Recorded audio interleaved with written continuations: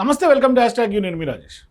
తాజాగా BRS party working ప్రెసిడెంట్గా ఉన్నటువంటి కేటీఆర్ సీఎం రమేష్ మీద చేసినటువంటి వ్యాఖ్యలు రెండు తెలుగు రాష్ట్రాల మధ్య కూడా ఇప్పుడు దుమారాన్ని రేపుతున్నాయి.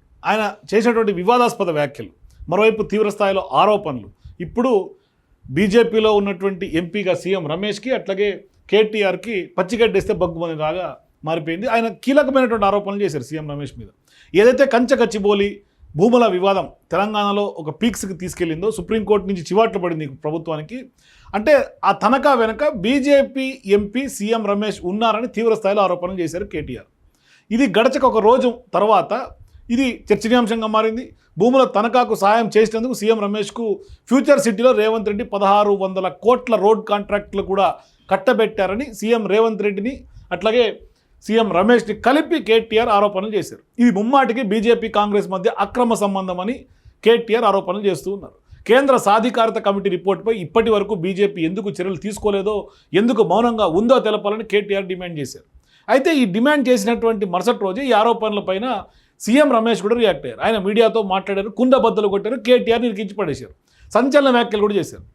కేటీఆర్ ఒళ్ళు దగ్గర పెట్టుకొని మాట్లాడాలని వార్నింగ్ ఇస్తూనే కంచగచ్చిబౌలిలో పలు కంపెనీల టెండర్లు కూడా వేశాయి, అందులో నాకు ఎటువంటి టెండర్లు రాలేదు, ఫ్యూచర్ సిటీలో వేసినటువంటి టెండర్లు అన్ని నిబంధనల ప్రకారం రుత్విక్ కంపెనీకి టెండర్ వచ్చిందని క్లారిటీ ఇచ్చారు.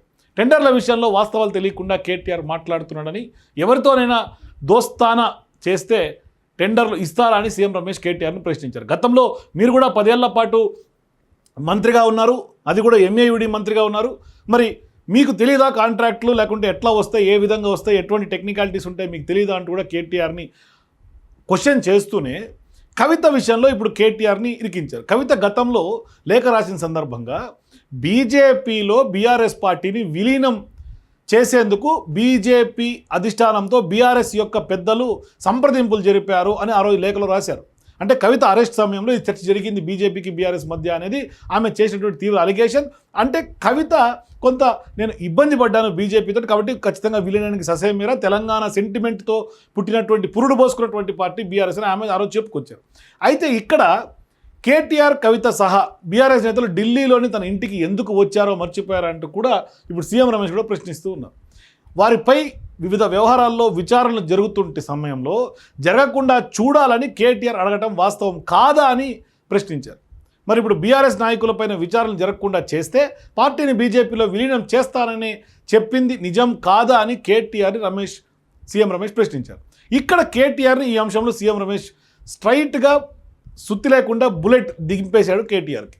మరి ఇప్పుడు కేటీఆర్ కవిత సహా అంటే మరి కవిత ఆ రోజు చేసినటువంటి వ్యాఖ్యలకి, మరి ఇవాళ సీఎం రమేష్ చేస్తున్నటువంటి ఆరోపణలకి మరి ఏంటి అంటే, మరి కవిత సహా అంటే మరి కవిత కూడా వెళ్ళిందా బీజేపీ నాయకులతో సంప్రదింపులకి అనే చర్చ ఇప్పుడు కొత్త చర్చ రైజ్ అవుతుంది. మరి ఇప్పుడు బీఆర్ఎస్ నాయకులు తన ఇంటికి వచ్చి అడిగినందుకే బీజేపీ పెద్దలతో మాట్లాడారని, బీఆర్ఎస్ పతనమైన పార్టీ కావడంతో పార్టీలో కలుపుకునేందుకు లేదని, కుదరదని బీజేపీ అధిష్టానం కూడా సీఎం రమేష్కి తేల్చి చెప్పినటువంటి విషయాలను ఇప్పుడు సీఎం రమేష్ రివీల్ చేశాడంటే, మరి బీఆర్ఎస్ విలీనానికి బీజేపీ ఒప్పుకోలేదని కక్ష కట్టి కేటీఆర్ తనపై ఇలాంటి ఆరోపణలు చేస్తున్నాడనే అంశాన్ని సీఎం రమేష్ చెప్తూ ఉన్నాడు. మరి కేటీఆర్ 10 ఏళ్ళ అధికారంలో ఉండి కూడా చేసిన తనకు తెలుసు అనే విషయాన్ని కూడా, మాల్దీవ్స్ కానీ అమెరికాలో ఎలా వెళ్ళారు, ఏం చేశారు కూడా తెలుసని, తన వద్ద అన్ని ఆధారాలు ఉన్నాయని, వాటిని సిబిఐ ఈడీకి ఇస్తారని సీఎం రమేష్ ఇప్పుడు కేటీఆర్కి పరోక్షంగా వార్నింగ్ ఇస్తున్నారు, హెచ్చరిస్తూ ఉన్నారు. మరి ఈ లెక్కను చూసుకుంటే ఈ ఆరోపణలు ప్రత్యారోపణలు రాజకీయంగా సహజం, కానీ ఇప్పుడు విలీన రాజకీయం తెర మీదకి వచ్చింది. అంటే గతంలో కవిత చేసినటువంటి విలీన అంశం తెర మీదకి ఎప్పుడైతే తీసుకొచ్చిందో, ఇప్పుడు కవిత సహా కేటీఆర్ కూడా ఢిల్లీకి వచ్చి సీఎం రమేష్నే మంతనాలు చేసే దిశగా డ్రైవ్ చేశారంటే, బీజేపీ అధిష్టానంతో ఆల్రెడీ చర్చల దాకా వెళ్ళిపోయి రిజెక్ట్ అయింది బీజేపీతో అంటే, మరి ఏ స్టేజ్కి బీఆర్ఎస్ వెళ్ళిపోయిందో అర్థం చేసుకోవచ్చు.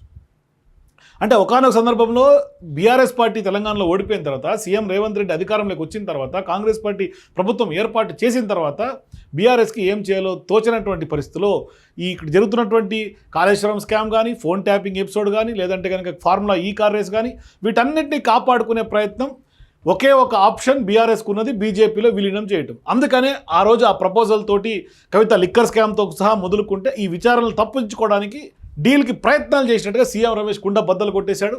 ఇప్పుడు అతిపెద్ద చర్చ దీని మీద అగ్గి రాజుకునే అవకాశం ఉంటుంది. రాజకీయ వర్గాల్లో దీని మీద చిలువలు పొలవలు చేసి మాట్లాడే అవకాశాలు ఉంటాయి. పెద్ద ఎత్తున పొలిటికల్ సర్కిల్స్ హాట్ టాపిక్గా మారుతుంది. మరి మరొకసారి బీజేపీలోకి బీఆర్ఎస్ విలీన అంశం సీఎం రమేష్ తెర మీద తీసుకొచ్చారు. కేటీఆర్ని అడ్డంగా బుక్ చేశారు. మరి నిజంగా ఇప్పుడు 1600 కోట్లకు సంబంధించినటువంటి ఏదైతే కాంట్రాక్ట్లు ఏదైతే సీఎం రమేష్కు సీఎం రేవంత్ రెడ్డి కట్టబెట్టారో ఇప్పుడు అది వాస్తవమా అవాస్తవమా ఏ విధంగా టెక్నికాలిటీస్తో వచ్చిందని పక్కన పెడితే ఇప్పుడు రాజకీయ దుమారం అయితే తీవ్రమైనటువంటి డ్యామేజ్ని బీఆర్ఎస్ పార్టీకి సీఎం రమేష్ చేసినటువంటి వ్యాఖ్యల ద్వారా జరిగే అవకాశాలు ఉంటాయి. సో మీరు కూడా నిజంగానే విలీన ప్రక్రియ విలీన అంశం గతంలో రాజకీయ పార్టీల మధ్య బీజేపీ బీఆర్ఎస్ మధ్య జరిగాయని మీకు అనిపిస్తే మీ అభిప్రాయాల కింద కామెంట్స్ తెలియజేయండి. For more videos please watch #.